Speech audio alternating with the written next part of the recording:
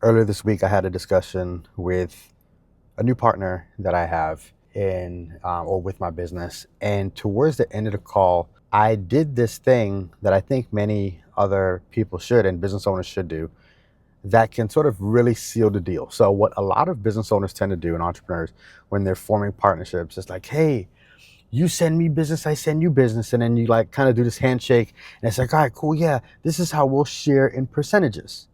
So in your head, you're leaving this, or you're entering or exiting that part of the conversation, saying, "Man, I'm going to be able to get a certain percentage of whatever deals I bring them, and but we're going to have some exchange here, right?" Now, the thing that happens normally whenever partnerships are formed is you leave those conversations. You're so excited, you may execute one or two deals together, and then it sort of goes south because your mind doesn't really know how to create a reality around percentages.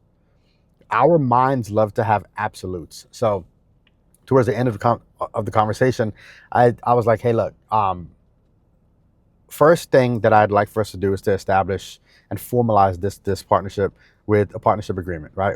I'd like for us to have some things outlined loosely in writing. That's the first thing. Second thing is I want to commit to a certain amount of opportunities that I'm going to be sending your way over the next 1 month. All right. So by doing that, what I am doing is I am consciously saying, hey, I'm going to be sending you a certain number of leads in order for you to see that I'm taking this partnership seriously. That puts me into a cadence, and it shows that, hey, this person is now invested.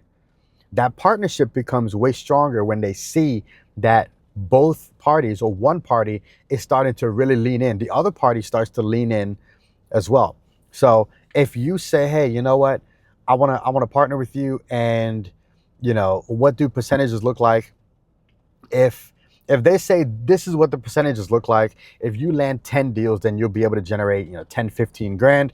You now can start to create a formula in your head to say, man, all right, well, if I needed to invest into generating leads and invest into paid ads or whatever to funnel people through my brand over to them, you could at least now engineer a pipeline for them. You're both gonna eat. You're both gonna eat. But that partnership is taken way more seriously when you commit to working on a certain number of opportunities together. Even if you're entering into a partnership and you're just sending referrals, commit to a certain number of referrals.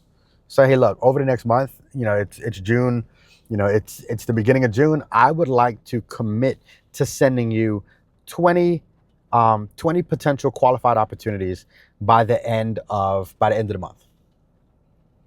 And when they hear that, they're gonna be like, dang, like, okay, all right. And when they start to see those leads coming in, again, what starts to happen is that partnership is a lot stronger. So if you're entering into partnerships, make some commitments.